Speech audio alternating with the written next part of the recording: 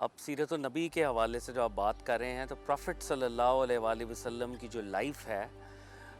اس life کی وہ جو میکرو سٹوری ہے کہ پروفٹ صلی اللہ علیہ وسلم کی زندگی میں کیا کیا ایونٹس ہوئے right from his birth till his blessed ڈیمائس،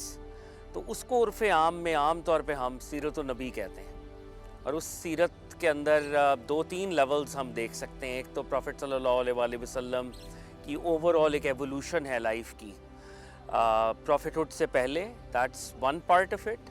40 سال تک، 40 سال سے پھر اگلے 13 سال جب وہ مکہ میں رہے،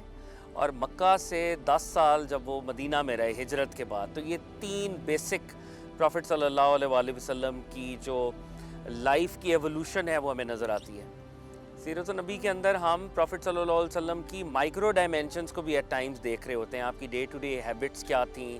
آپ کا حلیہ مبارک کیسا تھا، آپ بولتے کیسے تھے، آپ دکھتے کیسے تھے، آپ کی لوگوں کے ساتھ گفتگو کیسی تھی۔ تو سیرت النبی بنیادی طور پہ ایک اسپیسیفک سائنس ہے which deals with the personality of Prophet صلی اللہ علیہ وآلہ وسلم۔ جب اللہ تعالیٰ نے پروفٹ صلی اللہ علیہ وآلہ وسلم کی انٹرو کرائی قرآن میں تو کہا وَمَا أَرْسَلْنَاكَ إِلَّا رَحْمَةً لِّلْعَالَمِينَ۔ پروفٹ صلی اللہ علیہ وآلہ وسلم کا جو موومنٹ ہے، ان کا وہاں سے یہاں آنا، اس کو عالمین کے لیے فار آل ٹائمز اللہ نے ایک میڈیم آف مرسی بنا دیا ہے۔ اور یہ جو عالم کا کانسیپٹ ہے،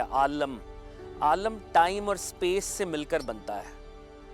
اور عالمین پلورل ہے اس کی، یعنی اللہ تعالیٰ نے جتنے بھی ٹائم زونز بنائے ہیں اس کائنات کے اندر، جتنی بھی ٹائم زونز ہیں اس کائنات کے اندر، جتنے بھی مکان ہیں، جتنی بھی گیلیکسیز ہیں، ان سب کے ایک ایک پارٹیکل کے لیے پروفٹ صلی اللہ علیہ وآلہ وسلم کو ایک میڈیم آف مرسی اس نے بنایا ہے۔ اب یہ خدا کا کلیم ہے، اتنا بڑا کلیم ہے کہ چرند پرند جانور انسان جن اس ریلم سے، جس کو ہم عالم ناسوت کہتے ہیں، سے آگے ریلمز ہیں، عالم ملکوت، عالم جبروت، ان سب ریلمز کے لیے اللہ کہہ رہا ہے میں نے پروفٹ صلی اللہ علیہ وآلہ وسلم کو میڈیم آف مرسی بنایا ہے۔ تو اب ایک سوال تو پیدا ہوتا ہے کہ یار اتنا بڑا کلیم ہے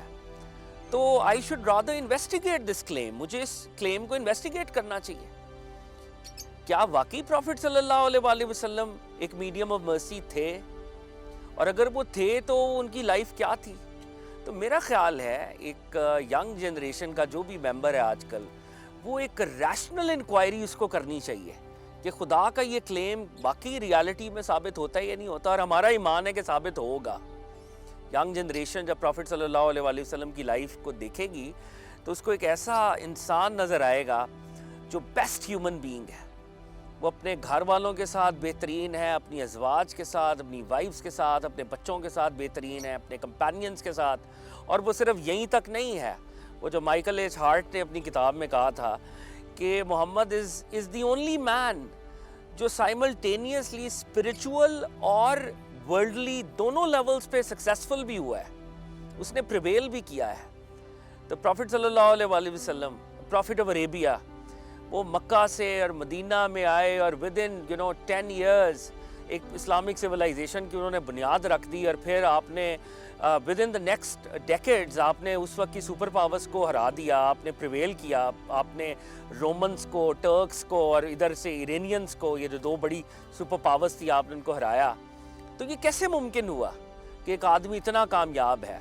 تو میرے خیال میں ینگ جنریشن کے لیے پروفٹ صلی اللہ علیہ وآلہ وسلم کی سیرہ is very relevant and it is going to inspire them big time, کیونکہ پروفٹ صلی اللہ علیہ وآلہ وسلم ہر لیول پر سکسیسفل ہوئے ہیں، اور ان سے اور ان کے ریولوشن سے پیدا ہونے والی جو سکسیسو جنریشنز ہیں وہ بھی کامیاب ہوئی ہیں۔ اور آج جب ہم دیکھ رہے ہیں کہ سم ہاؤ ہمیں ایک انٹلیکچول لائٹ بھی چاہیے، ہم پیچھے ہیں، تو پروفٹ صلی اللہ علیہ وآلہ وسلم ہی کی لائف سٹوری ہے جو دوبارہ ہمارے ریوائول کا باعث بن سکتی ہے۔